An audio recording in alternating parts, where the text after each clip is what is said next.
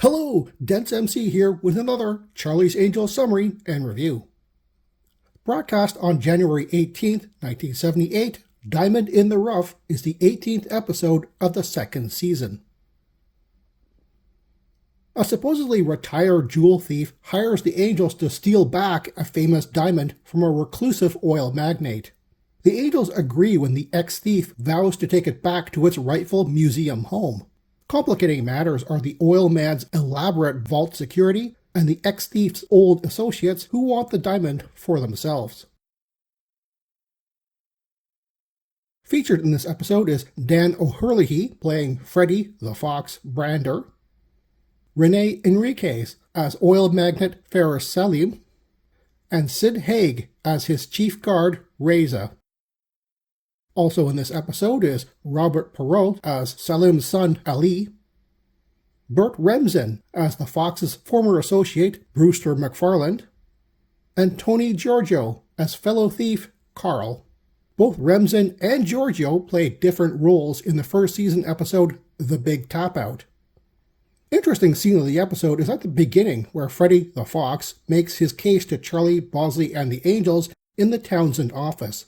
Kelly and Sabrina are huddled over the fireplace trying to keep warm while Chris is drinking something hot. Normally, they are being assigned to a case in the tropics would present an obvious happy reaction, but here there's no reaction at all. It feels as if the writer edited that part out, and it's left to the viewers to be happy that the cold Angels get to warm up in the Caribbean. Interesting quote of the episode comes when Kelly is distracting Salim's chief guard Reza. Stuck guarding the vault while others party topside, Kelly offers to dance with the imposing man. Reza says to Kelly while dancing elegantly, "I believe that a man can be graceful and still be a real man." It's actually a really great quote, and a shame it comes out of the mouth of one of the bad guys, even one portrayed as sympathetically as Reza was. Interesting fashion of the episode goes to the return of the ninja tights. This time it's Chris, not Kelly, wearing them while doing the dangerous heist acrobatics. After escaping his former jewel thief associates, Freddy, the Fox, goes to the Townsend agency, as Charlie put him away once, to not only get the famous Light of Arabia diamond back to its museum, clear his name of stealing it, and finish his autobiography on a high note. Bosley and the Angels head to the Caribbean, home to Ferris Salim, the oil man who allegedly had the diamond stolen for his private collection. Freddy the Fox plays an arrogant English lord, Sabrina his demanding wife, Kelly his secretary, Chris his masseuse, and Bosley his valet, spouting the worst British accent I've ever heard. Their goal? To get invited to Salim's upcoming birthday party to infiltrate his guarded estate. Freddy the Fox's two former associates arrive on the Caribbean island and stay out of sight, but track the Fox's and the Angels' movements. Bosley charms Salim's cook and through her plants a nasty rumor that gets his secretary fired, perfect for Kelly to fill the vacancy. Chris strikes up a friendship with Salim's son Ali, who's innocent of his father's nefarious dealings, and Sabrina befriends Salim over a mutual interest in jewels.